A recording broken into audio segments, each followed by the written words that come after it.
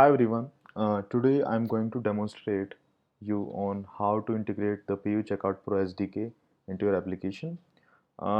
Let's consider that this is the checkout screen of your application, and on clicking on Pay Now button, the user should be presented with a list of payment options like CCDC, net banking, wallets, UPI, etc. And after that, he should be able to do a transaction. Okay. We'll be following this document step by step, and I'll be showing you that how simple the integration is. I will be doing a basic integration, and we'll be showing the checkout screen and doing a transaction. Okay, let's get started. Uh, as you can see that this is a sample project which I have created. There's nothing, just a main activity.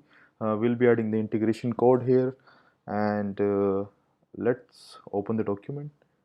So the first step in integration is to add a Gradle dependency. I'll just copy this Gradle dependency and add this in build.gradle of app module. So it's added. Let's sync the project. Meanwhile, we'll see the other steps till the time it gets synced. The next step would be to prepare the payment parameters. So to prepare the payment parameters, these are all the payment parameters that we can pass.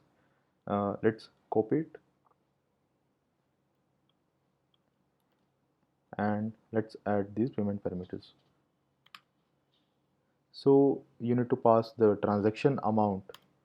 Uh, for the testing purpose, I'm keeping it as 1.0. So this is the environment on which the transaction should be processed. So I'll be doing a transaction in production. Then the key will come to this later stage. We'll be adding product info, or just adding a test for now. Phone number, I'm just adding a dummy phone number.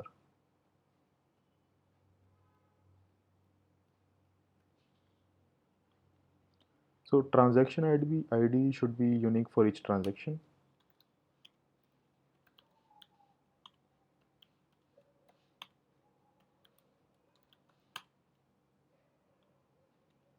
This is first name of the user,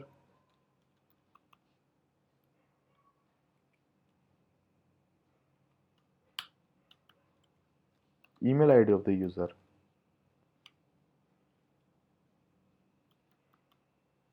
something like this.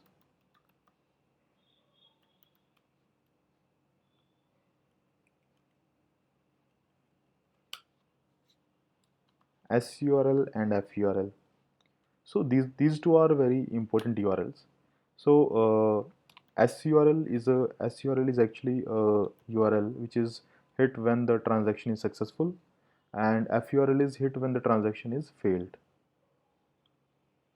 So user credentials, as you can see that user credential is not a mandatory parameter, and this parameter is actually used to say it is used to used for save card feature. So whenever you want to save a card, then this then the cards will be saved against these user credentials, and in order to fetch the previously saved cards, then also the user credentials are required. So just for the basic integration, I'm not using it. And similarly, the additional parameters are the optional parameters, so we can skip this also. The remaining entries, I will get these details from the sample application. These are just the testing details, and you need to pass your own merchant key which you have received from the key account manager at PayU. Uh, for now, I'll be using the success and failure URLs as mentioned in the sample application, but these should be your actual success and failure URLs where you want to receive the success and failure response. Yeah, so the payment parameters are prepared. The additional params we can skip for now. and I will come to this hashes section at a later stage. So initiate payment. For initiate payment, we need to call this method payoutcheckout.pro.open. So there is a sample code. I'll be using the sample code. Yes, now you can see that I have pasted the sample code here. I have pasted the sample code here from this section. Okay, yeah. So this is the sample code. These are some functions, some callback functions. I'll be explaining you. Uh, so there were basically two steps. First step was to create the payment params, and second step was to call this open function. So this open function has three arguments. One is the activity context, second is the payment params, and third is a PayU Checkout Pro listener. So this PayU Checkout Pro listener has some callback methods. As the name specifies, on payment success. So this method will be called whenever the payment is successful. And in this method, you'll be getting two responses. This is a PU response and a merchant response. So PU response is a response which PU sends when the transaction is completed, and merchant response is the response which is received from merchant SURL or FURL.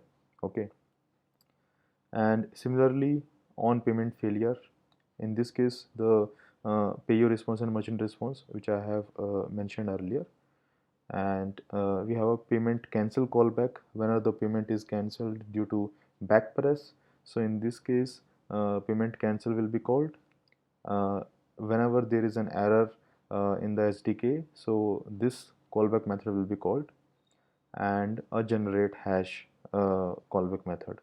So this callback method is very important since the UI is created by the SDK. So there are some point in the SDK when an API call need to be made, and whenever there is an interaction between the client and the server, hashes are required.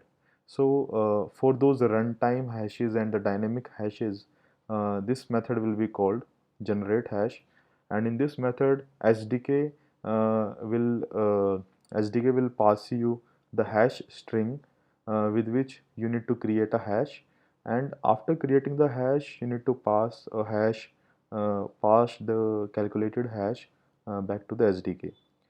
So suppose that while doing a transaction, SDK requires a hash. So at that time, SDK will call this method generate hash. So in this method, SDK will pass a hash string and a hash name. It will pass these two things. So here this hash string means the hash data and the hash name. Okay, now after that you need to create a hash. Like I have already created a file which is communicating with my server. So hash generation dot generate hash from server. I'll be using this method. The server is kept on my server side. So my server will generate a hash, and once the hash is generated, I will just pass on the generated hash as a map back to the SDK. Okay. Uh, I will be making a separate video for detailed explanation of the hash generation. And for now, I think the SDK is set up. Yes. So the next step is for customized integration. The basic integration step is over. Let's build the app and run it. Okay. So now I was getting this error. It's telling me to replace the theme in the manifest section. So I'll just go to the manifest section, as I've already defined a theme here.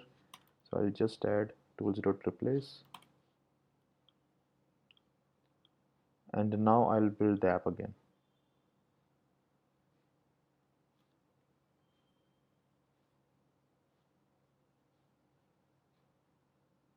the app has been installed. Let me just click on the Pay Now button. Okay, on clicking of Pay Now button, I'm able to see with the basic integration. I have to able to see credit card, debit card, net banking, UPI, and wallet. Let me click on net banking. I can see the banks. Okay, so these are all the banks which are currently activated on my merchant key. Let me just search State Bank of India.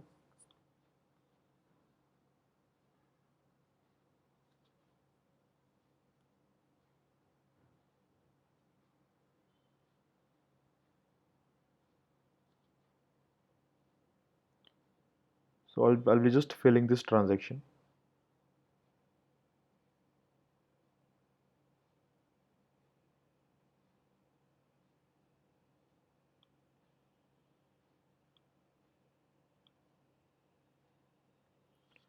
So this is how the basic integration works, and with the minimal steps, I was able to integrate the PayU Checkout Pro SDK.